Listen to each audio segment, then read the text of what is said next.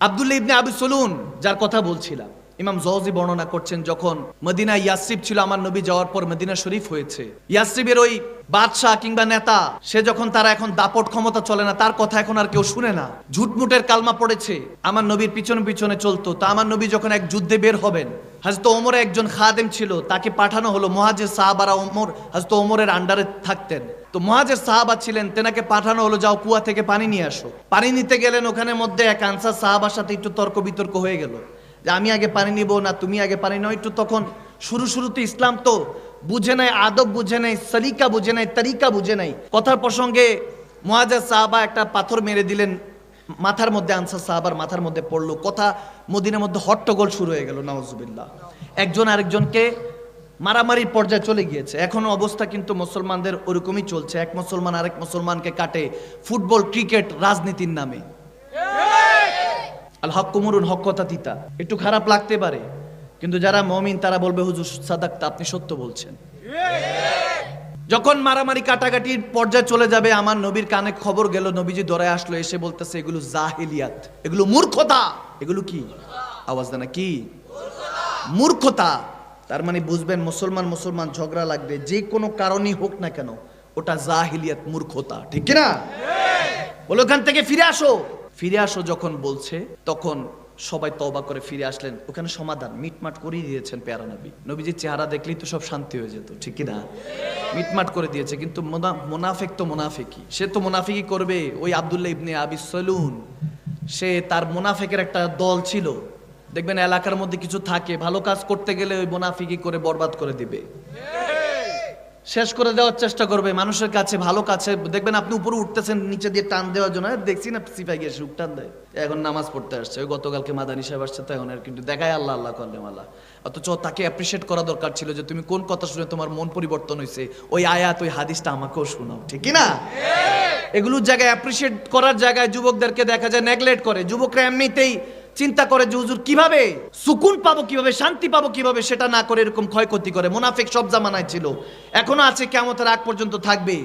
যখন সে তখন বলতে লাগলো যে হ্যাঁ মক্কার মানুষ জায়গা দিছো না, মক্কার মানুষ জায়গা দিয়েছো, নাউজুবিল্লাহ, সে এই শব্দ ইউজ করলো। মক্কার মানুষদেরকে মদিনায় আসার পরে ইয়াসরিব নাম পরিবর্তন, নিজের জায়গা পরিবর্তন করে ইয়াসরিব থেকে মদিনা শহর বানাইছো। এদেরকে নাউজুবিল্লাহ নবীকে ইন্ডিকেট করে, সাহাবায়ে রাসূলদেরকে ইন্ডিকেট করে বলতেছে বেজ্জতওয়ালাদেরকে ইজ্জতওয়ালা বানিয়েছো। নাউজুবিল্লাহ, নাউজুবিল্লাহ পড়বেন, নাউজুবিল্লাহ বলবেন না। আমার নবীকে নাউজুবিল্লাহ, ওই যে মক্কা থেকে চলে আসছেন তো হিজরত করে, তো বলতেছে নাউজুবিল্লাহ পালিয়ে এসেছেন, এভাবে তহমত দেওয়া। মুনাফিকরা সাহাবাদেরকে এভাবে শিখাতে লাগলেন। তো ওখানে মধ্যে আমার এক নবীর আশেক, নবীর গোলাম সাহাবা ছিলেন হযরত যায়েদ রাদিয়াল্লাহু তাআলা, তিনি শুনে ফেললেন, দৌড়ে এসে আমার পেয়ারা নবীর কাছে বললেন হযরত ওমর দাঁড়িয়ে আছে। হযরত ওমর তলোয়ার বের করলেন, ইয়া রাসূলুল্লাহ, এত বড় সাহস তার গর্দান ফেলে দিব, আপনি হুকুম দেন। এত বড় সাহস, সে এত বড় কথা বলে ফেললো, আবার কিছু করে ফেলে কিনা, মুনাফিকি করে কাউকে হত্যা করে ফেলে কিনা, তাকে কোনো সেনাগিরি করা দেওয়া যাবে না, তাকে কোনো সাহস যাতে না বাড়ে এই ব্যবস্থা করা যাবে না। ইয়া রাসূল হুকুম দেন, তার গর্দান ফেলে দিব। আমার নবী বলে ওমর সবর। সুবহানাল্লাহ, ওমর কি সবর, আভি টাইম নেই হুয়া, আভি ওয়াক্ত নেই হুয়া, এখনো সময় হয় নাই, সময় আরো বাকি আছে, ঠিক কিনা? এখন তাদের জামানা, সমস্যা নাই, জামানা আমাদেরও আসবে, ঠিক কিনা? যখন এটা বললো, বলার পরে ডাক দেওয়া হলো, কারণ হযরত যায়েদ একটু ইয়ং বয়স ছিলেন, আর আব্দুল্লাহ ইবনে আবি সলুন সে একটু মুরব্বী বয়সের ছিল, বয়স্ক ছিল, বয়োজ্যেষ্ঠ ছিল। তো তার কথা বলতেছে, মুরব্বী মানুষ, সে কি আর ভুল বলবে? তো এরকম যখন বলছে, আনা হলো, তাকে জিজ্ঞেস করা হলো, সওয়াল করা হলো। মুনাফিক তো সে মুখের উপর অস্বীকার করলো, বলে ইয়া রাসূল আমি এগুলো বলি নাই। সুম্মা মাআযাল্লাহ, সে অস্বীকার যখন করলো, আমার নবী বলে ঠিক আছে সমস্যা নেই, এটা সব শেষ। সাহাবারা এগুলো আর কোনো ঝামেলায় এগোলেন না, আমার নবী এখানে ডিসমিস করে দিলেন, কেস রফা দফা করে দিলেন। তখন আমার নবীর এই অবস্থা হাল দেখে হযরত ওমর রাগ কন্ট্রোল করতে পারছিলেন না। হযরত যায়েদকে মিথ্যা সাব্যস্ত করা হলো, যুবক তো এই জন্য মিথ্যা বানিয়ে দেওয়া হলো যে তিনি কম বয়স, হয়তো মিথ্যা বলেছেন, ভুল শুনেছেন, নাউজুবিল্লাহ। এরকম একটা অবস্থা হলো। ধৈর্য ধরলেন আমার নবী। যখন যুদ্ধে যাচ্ছেন, ইয়াসরিব অর্থাৎ মদিনার শেষ প্রান্তরে, ওই আব্দুল্লাহ ইবনে আবি সলুনের ছেলের নামও আব্দুল্লাহ ছিল, আব্দুল্লাহ বিন আব্দুল্লাহ। সে তলোয়ার নিয়ে শেষ প্রান্তে দাঁড়িয়ে রইল। যখন আমার নবী যাচ্ছেন, ওই আব্দুল্লাহ ইবনে আবু সলুনও যখন যাচ্ছে, আমার নবীর সামনে সে আব্দুল্লাহকে ধরে, তার পুত্র, তার ছেলেই তলোয়ার তার গলার মধ্যে ধরে বসলো এবং বলতে লাগলো, এই গোস্তাখে রাসূল, তুই আমার নবীর সাথে বেয়াদবি করেছিস। সে বলে উঠলো, আমি তোমার বাপ লাগি? বলে, বাপকে আসি কি তাসি, আমার নবীর হাতে যখন কলমা পড়েছি, বাপ চিনি না, মা চিনি না, আমার ভাই বোন কোনো কিছু চিনি না, রিশতেদারি চিনি না, সমস্ত রিশতেদারির আগে হলো আমার আল্লাহ, আমার রাসূল, ঠিক না? বলে, আমার নবীর বিরুদ্ধে কথা বলেছিস। গলার মধ্যে তলোয়ার রেখে বলতেছে, এটার তো ফয়সালা হয়ে গিয়েছে।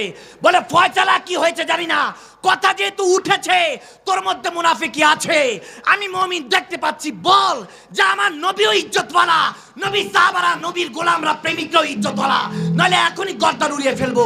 তখন সে বলতে বাধ্য হলো, হ্যাঁ হ্যাঁ, আমার নবীও ইজ্জতওয়ালা, নবীর গোলামরা, সাহাবারাও ইজ্জতওয়ালা, কিয়ামত পর্যন্ত তারা ইজ্জতওয়ালা থাকবে। এটা বলতে দেরি নাই, নবী মুস্কে হাসি দিয়ে ওমরের দিকে তাকাতে দেরি নাই, নবীর হাসি মোবারক দেখে ওমরও হাসি দিচ্ছেন এবং বলতেছেন, ইয়া রাসূলুল্লাহ, সাদাকতা ইয়া রাসূলুল্লাহ, আপনি সত্যই বলেছেন, সবরের ফল মিঠাই হয়।